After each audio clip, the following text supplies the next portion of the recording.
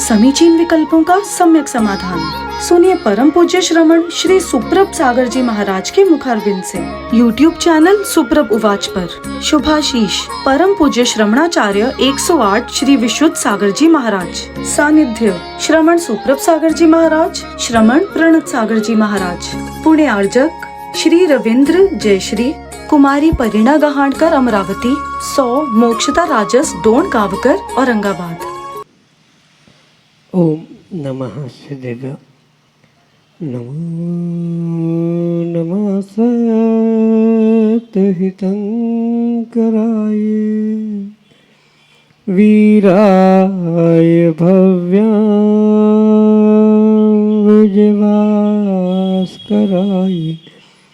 अनंतलोकाय सुरार्चिताय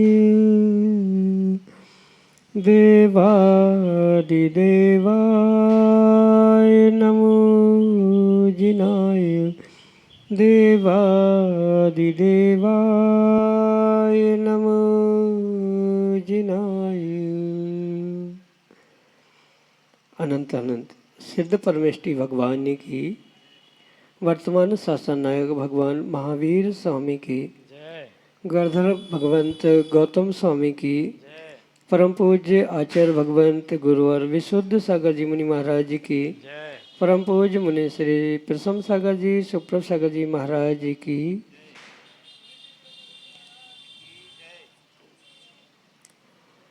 द्वेष में विकल्प उत्पन्न होते हैं तो राग में भी विकल्प उत्पन्न होते हैं, लेकिन जैसे ही राग समाप्त होता है निर्विकल्प अवस्था को जीव प्राप्त कर लेता है। तीर्थंकर भगवंत महावीर स्वामी निर्वाण को प्राप्त हुए और गौतम स्वामी का राग विगलित हुआ, उन्होंने भी उस निर्विकल्प ज्ञान को प्राप्त कर लिया, क्योंकि मन में जहाँ विकल्प है वहाँ संसार है और मन की निर्विकल्पता का नाम ही यथार्थ सुख है।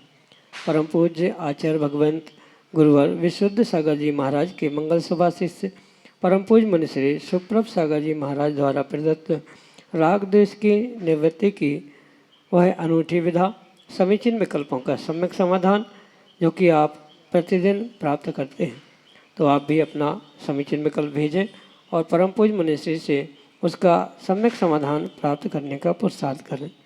प्रारंभ करते हैं आज का सम्यक समाधान।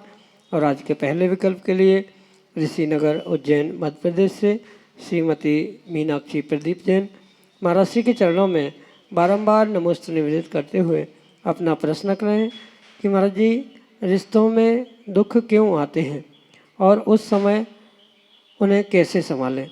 हमारे समीचीन विकल्प का सम्यक समाधान करने की कृपा करें। नमोस्तु महाराज जी, नमोस्तु। ओम नमः सिद्धम। परम पूज्य आचार्य भगवान गुरुवर विशुद्ध सागर जी महाराज की, परम पूज्य श्रमण मुनि प्रशम सागर जी महाराज की,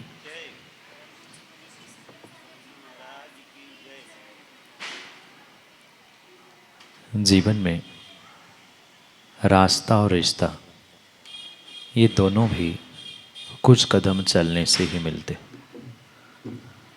क्योंकि आज प्रत्येक रिश्तों में दुख समस्या इसलिए दिख रही है कि आज कोई भी व्यक्ति चलना नहीं चाहता। मतलब ये है कि रिश्ता तभी निभाया जाता है जब व्यक्ति अपने अहंकार को छोड़कर 4 कदम आगे बढ़ने का विचार करे। पर आज कोई भी इंसान, कोई भी व्यक्ति सामने वाले के प्रति समर्पित भाव से 4 कदम क्या 1 कदम भी आगे बढ़ने का विचार भी नहीं कर पाए। और यही मुख्य कारण है कि आज वर्तमान में प्रत्येक रिश्तों में कहीं न कहीं दरार दुख रूपी बनते हुए मिल रही है। पूर्व काल में भी रिश्ते निभाए जाते थे, पर आज जो विडंबना रिश्तों में, नातों में, संबंधों में देखने के लिए मिल रही है वह मात्र और मात्र इसी कारण से है कि कोई भी इंसान, चाहे छोटा हो बड़ा हो, कोई भी क्यों ना हो, वह कभी भी चार कदम एक कदम भी आगे बढ़ते हुए सामने वाले को अपना बनाने का प्रयास नहीं करता। जो भी कार्य रिश्तों में आज हो रहा है वह मात्र और मात्र दिखावे के लिए हो रहा है, स्वार्थ के वशीभूत हो रहा है। स्वार्थ को लेकर ही प्रत्येक रिश्ता बनाया जाता है और स्वार्थ की पुष्टि ना होते ही टूटता हुआ ही देखने के लिए मिल रहा है। तो स्वाभाविक बात है, जहाँ अहंकार है, जहाँ कषाय है, जहाँ स्वार्थ है, वहाँ तो पूर्ण रूप से दुख ही दुख प्राप्त होने वाले। इसलिए जितना रिश्तों में और रास्तों में चलने का और चाहने का प्रयास किया जाएगा उतना ही रास्ता और रिश्ता निभता है। और निभाने का प्रयास हर व्यक्ति, हर इंसान अपने प्रकार से, अपने तरीके से करे, वो ही उसके लिए रिश्ते में कामयाबी या रिश्ते में जिंदादिली बनाने के लिए कार्यकारी उपाय बन सकता है। यही आपके लिए सम्यक समाधान। नागपुर महाराष्ट्र से नेहा वाझल महाराज जी के चरणों में बारंबार नमोस्तु निवेदित करते हुए अपना प्रश्न करें कि महाराज जी, मुनि व्रत को धारण करने के बाद यह जीव नवग्रह तक पहुंच जाता है, परंतु सम्यक दर्शन नहीं होता, तब अन्य सम्यक दृष्टियों जीवों के साथ वह किस प्रकार व्यवहार करता है? उनके साथ क्या उसे सम्यक दर्शन की प्राप्ति हो जाती है? हमारे समीचीन विकल्प का सम्यक समाधान करने की कृपा करें। नमोस्तु नमोस्तु। श्रद्धान के अभाव में मात्र जो मुनि व्रत, मुनि भेष धारण किया है, उस कारण से वह जीव कहने के लिए मुनिराज होने पर भी, नवग्रह तक पहुंचने पर भी संसारी ही कहलाता है। और ये पक्का है कि जिसके पास सम्यक दर्शन है उसके पास महाव्रत हो नहीं हो, मुनिराज बने ना बने, पर एक दूसरे जीव के प्रति उसके अंतस में आत्मीयता, उसके अंतस में प्रेम वात्सल्य अवश्य होता ही होता है। और माना कि कोई व्रतों को धारण करने के उपरांत भी सम्यक दर्शन को प्राप्त नहीं कर पा रहा है, दूसरे किसी व्रतियों की, महाव्रतियों की, अणुव्रतियों की, श्रावकों की किंचित भी उसको कीमत नहीं है, अहमियत नहीं है, तो वह सम्यक दृष्टि हो ये बिल्कुल भी ज़रूरी नहीं है। क्योंकि जो सम्यक दर्शन को प्राप्त करता है उसे मात्र अपने आप पर ही नहीं अपितु प्रत्येक इंसान, प्रत्येक धर्मात्मा, प्रत्येक जीव पर श्रद्धान होता है कि जैसे मुझे कष्ट होता है ऐसे ही दूसरों को कष्ट हो सकता है अगर मैंने कोई गलत व्यवहार, गलत कार्य उसके साथ किया है। तो इसलिए ये पक्का मानना, दूसरे के प्रति व्यवहार सम्यक दृष्टि का बहुत ही विवेकपूर्ण होता है, चाहे वह महाव्रती हो, चाहे अणव्रती हो, या कोई व्रत भी नहीं धारण किया हो, जिसे अव्रत सम्यक दृष्टि भी कहा जाता है, उसका भी व्यवहार बहुत विवेकपूर्वक ही हुआ करता है। क्योंकि सम्यक दर्शन के जो 8 अंग कहे हैं उसमें स्थिति, करणोपु, गहन, वात्सल्य आदि इन सभी अंगों के साथ ही वह सम्यक दर्शन को प्राप्त करता है। और रही बात बाद में प्राप्त होने की, तो आवश्यकता नहीं है कि महाव्रती बनने पर या अणुव्रती बनने के बाद उसे सम्यक दर्शन प्राप्त हो ही ये भी आवश्यक नहीं है कि नहीं भी हो सकता। काल लब्धि के साथ साथ जीव का पुरुषार्थ जब जहाँ जैसा होगा वैसा ही उसको उसके रूप फल भी प्राप्त होने वाला है। इसलिए ये पक्का है, सम्यक दृष्टि जीव का व्यवहार अलग से ही समझ में आता है। मात्र धर्म क्रियाकांड इतनों में ही नहीं उलझता हुआ, वह प्रत्येक जीव और प्रत्येक इंसान के प्रति एक विशेष प्रेम, दुलार, वात्सल्य के साथ एक ईमानदारी का व्यवहार करते हुए मिलता है। और जहाँ बेईमानी से व्यवहार देखा जाता है, ज़रूरी नहीं है वहाँ महाव्रत होने पर भी वह सम्यक दृष्टि हो। और सम्यक दर्शन के अभाव के कारण ही मुनिव्रत धारण करने के बावजूद वे 9वें ग्रह तक पहुँचने की व्यवस्था आगे में बताई जाती है। यही आपके लिए सम्यक समाधान। रेखा डोनगांवकर नागपूर महाराष्ट्र से अगले समीचीन विकल्प करें। आणि स्वयं विकार भावाचा करता कोण आहे आणि पहिले पूर्वकृत म्हणजे कर्म येतं की आपण आत्माच करतो। विकारी भावों का कर्ता पूर्ण रूप से आत्मा ही है, पर उस आत्मा जो विकारी भावों का कर्ता है उस करतेपने के लिए अगर निमित्त कोई बनता है तो कर्मोदय निमित्त बनता है। और निश्चय से गहराई में जाकर हम समझें तो उस कर्मोदय का भी निमित्त कौन था, कर्मोदय का भी कर्ता कौन था, कर्मों का कर्ता कौन था, ये अगर समझ में आ जाए तो ये बात स्पष्ट हो जाती है कि प्रत्येक विकारी कार्य का, चाहे वह कर्मोदय पर आप कह दे या स्वयं के कर्तापन से समझे, हकीकत यही है कि आत्मा ने ही कर्म बंध किया था और उसके कर्म बंध के कारण आज वह कर्म उदय में आ रहे हैं। और कर्मोदय का निमित्त प्राप्त करते हुए ही द्रव्य, क्षेत्र, काल और तद्रूप भाव जीव को प्राप्त होते, और तद्रूप भाव जीव को जो प्राप्त हो रहे हैं उसके कारण से पुनः कर्ता जीव बनता है विकारी भावों का। इसलिए हम सर्वथा कर्मों को दोष नहीं दे सकते कि कर्मों के कारण से विकारी भाव उत्पन्न हुए हैं, कर्मों ने ऐसा किया, कर्मोदय तीव्र था इसलिए ऐसा हुआ। कर्मोदय के पीछे भी कर्ता कौन है? तो मैं स्वयं जीव हूँ, आत्मा है। इसलिए अल्टीमेटली यानी अंततः सबका कर्ता धर्ता भोक्ता जीव ही है, अन्य कोई भी नहीं है। कर्म करने वाला, कर्म को बांधने वाला, कर्म को उदय में लाने वाला, उस उदय के समय में पुनः अपने आप को ना संभालने वाला, पुनः नए कर्म बंध, पुनः नया कर्म उदय, इस सभी श्रृंखला में, पूरी परंपरा में एक और एक ही मात्र करता है जिसका नाम आत्मा है, जीव है, स्वयं है। स्वयं ही कर्म करता है, स्वयं भोगता है, और स्वयं पुनः भोगते समय जो राग, द्वेष, विषय, कसाय आदि विकारी भाव प्राप्त करता है उसका भी कर्ता पूर्ण रूप से आत्मा, जीव स्वयं ही है। यही आपके लिए सम्यक समझ। सर्वज्ञ लाड, नागपुर महाराष्ट्र से अगले समीचीन विकल्प करें। जी, मेरा प्रश्न है कि जब कोई भी भगवान को मोक्ष चले हो जाता है तब उनके शरीर का क्या होता है, मतलब क्या करते हैं? जब केवली भगवान का निर्वाण होता है, मोक्ष होता है, चाहे वह तीर्थंकर केवली हो, सामान्य केवली हो या अन्य कोई प्रकार के केवली भगवान क्यों ना, क्योंकि उनका भी वह निर्वाण होना चाहे कल्याणक रूप हो, मोक्ष प्राप्त करने रूप हो, सामान्य रूप हो, पर उसे भी आगम में आचार्य भगवंतों ने पंडित मरण के रूप में ही कहा। और उस मृत्यु को प्राप्त करने के बाद जैसे सामान्य रूप से ये देखने के लिए मिलता है वर्तमान में, कोई मनुष्य की मृत्यु होती है, इवन मुनिराज की भी समाधि मरण होता है, तो उनके शरीर का अग्नि के माध्यम से संस्कार किया जाता है, जिसे अग्नि संस्कार, अंतिम संस्कार आदि भी कहा जाता है।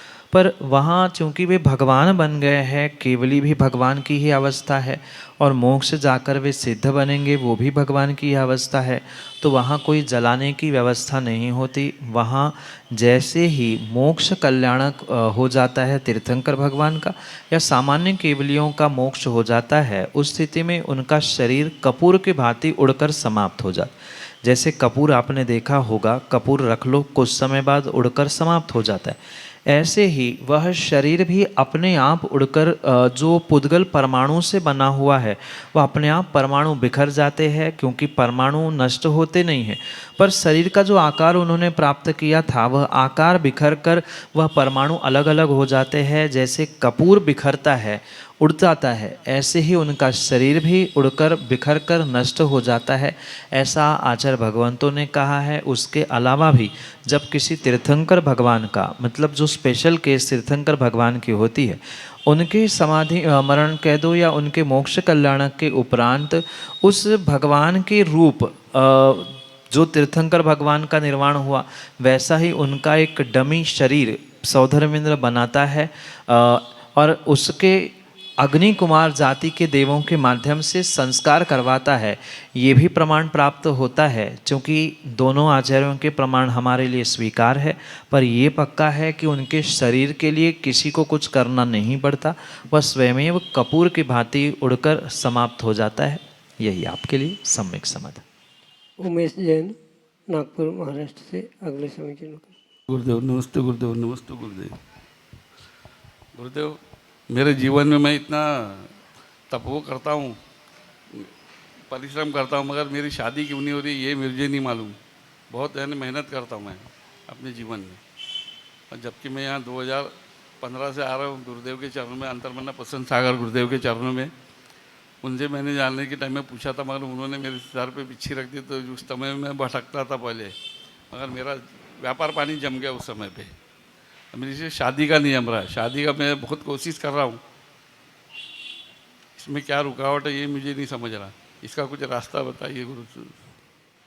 सच्चे देवशास्त्र गुरु की भक्ति से सभी पारलौकिक ही नहीं लौकिक भी कार्य संभव होना, पॉसिबल होना, ये देखने में मिलता है। इसलिए मैं तो इतना ही कहना चाहता हूँ कि जैसे आप कुछ वर्ष पहले अन्य गुरुओं के चरण निश्रा को प्राप्त करते हुए उनके श्रद्धा समर्पण के साथ कुछ उनसे ग्रहण करने का प्रयास किया था, ऐसे ही हर समय सच्चे देवशास्त्र गुरु के प्रति श्रद्धा समर्पण बनाए रखना, क्योंकि जो भी कार्य होता है वह समय पे ही होता है, समय से पहले, और भाग्य से ज़्यादा कभी किसी को कुछ मिलता ही नहीं है। आप प्रभु और गुरु के चरणों में आते हुए अपने भाग्य को बढ़ाने का प्रयास करते रहे, पुरुषार्थ आप कर ही रहे हैं। पक्का है भाग्य और समय जब दोनों एक साथ आएंगे तो आपका भी कार्य पूर्ण होने की संभावना है। यही आपके लिए सम्यक समय। पंकज जैन, बैतूल, मध्य प्रदेश से अगली समिति करें। देव की जय। जय बोलिए युगल मुनिराजों की जय। युगल मुनिराजों के चरणों में 3 बार नमोस्तु करते हुए नमोस्तु नमोस्तु नमोस्तु। महाराज जी, मेरा ये प्रश्न है कि शरीर, आत्मा और मन, इनमें क्या संबंध है और इनमें क्या अंतर है, और शरीर से आत्मा निकल जाने के पश्चात उसके पुण्य का क्या होता है बैलेंस? शरीर, आत्मा और मन, इन तीनों में बहुत अंतर है। जो संसारी आत्मा है, यानी कर्म सहित जो आत्मा है, उसके लिए ही शरीर और मन प्राप्त होता है। जो कर्मों से रहित बने हुए परमात्मा की आत्मा है, उनके पास न शरीर है न मन है, क्योंकि ये सब कुछ संसारी अवस्था में ही देखने के लिए मिलता है। आत्मा जो ज्ञान दर्शन से जानने देखने का काम करता है, उसे आत्मा कहा जाता है। उस आत्मा को, उस जीव को, जो इस संसार में रहने के लिए, कार्य करने के लिए जो एक आकार मिला है, जिसे आप हाथ पैर आदि के रूप में देख रहे हैं, उसे शरीर कहा जाता है। और उन सबको संचालित करने के लिए संगी जीवों के लिए, यानी पंचेंद्रिय जीवों में कुछ विशेष ऐसे प्रकार के जीव होते हैं जो इन सभी कार्यों को संचालित करने के लिए मन के साथ होते हैं, जिन्हें संगी जीव भी कहा जाता है। तो ये तीनों की सत्ता बिल्कुल भिन्न है, पर फिर भी तीनों एक साथ होने के कारण से जीव को सामान्य चर्म चक्षु से देखने के लिए नहीं मिलते। व्यक्ति यही सोचता है ये शरीर मतलब आत्मा है, मन मतलब आत्मा है, पर शरीर, मन और आत्मा ये तीनों भिन्न भिन्न वस्तुएं हैं। तीनों का संयोग विभाव के कारण से, कर्मोदय के कारण से यहाँ उत्पन्न हुआ है। ये शरीर पुद्गल से बना हुआ है। पौद्गलिक जो पदार्थ है उनके परमाणु से ये शरीर बना है। मन भी जो द्रव्य मन है वो भी बिल्कुल इन पौद्गलिक परमाणुओं से ही बना हुआ है। आज तक कोई भी विज्ञान इस मन को खोज नहीं पाया। हृदय के पास 8 पंखुड़ियों का, कमल का आकार धारण करने वाला ये द्रव्य मन हुआ करता है। क्योंकि वो बहुत सूक्ष्म है, इसलिए आज तक कोई भी वैज्ञानिक, कोई भी विज्ञान उसे खोज नहीं पाया। कितने ही बड़े से बड़े डॉक्टर क्यों ना हो, वे हार्ट आदि आदि सभी पार्ट्स तक तो पहुंच गए हैं, पर उन्होंने मन को प्राप्त नहीं किया। अति सूक्ष्म, पर फिर भी उसका 8 पंखुड़ी के कमल के समान आकार हुआ करता है। तो ये 2 पौद्गलिक होने के कारण से थोड़े से समान तो हो सकते हैं, पर जीव यानी आत्मा किसी भी प्रकार से स्पर्श, रस, गंध, वर्ण, इन 4 पुद्गल की प्रॉपर्टी से रहित होने के कारण से उनमें किसी भी प्रकार से समानता नहीं देखी जा सकती। मात्र इन तीनों में एक ही समानता है कि तीनों का स्थान वर्तमान में मनुष्यों की अपेक्षा से एक दिखाई देता है। ये शरीर भी वही है, जहाँ आत्मा है वहीं पे मन है। इस कारण से उनका अधिकरण आधार एक होने की अपेक्षा से समानता मानी जा सकती है, पर यूँ देखा जाए तो तीनों का अपना अपना अस्तित्व बिल्कुल ही भिन्न है। जैसे आपने कोई भोजन की सामग्री खाई है, मिठाई भी खाई है, मिठाई खाते समय अभी दिवाली का समय है, लड्डू जलेबी खाई होगी, तो आटा, चाशनी, घी, पानी, इन सभी पदार्थों को मिलाकर वह द्रव्य बना है।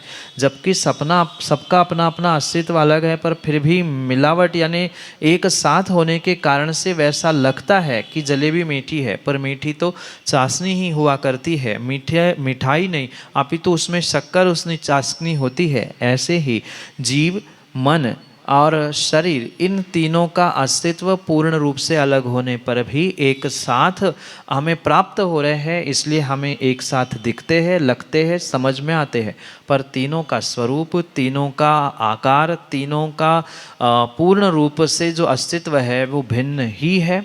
यही आपके लिए सम्यक समझ।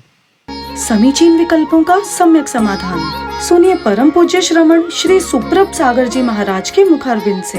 YouTube चैनल सुप्रभ उवाच पर शुभाशीष परम पूज्य श्रमणाचार्य 108 श्री विशुद्ध सागर जी महाराज। सानिध्य श्रमण सुप्रभ सागर जी महाराज, श्रमण प्रणत सागर जी महाराज। पुणे आर्जक श्री रविंद्र जयश्री, कुमारी परिणा गहाणकर अमरावती, 100 मोक्षता राजस डोन गावकर औरंगाबाद।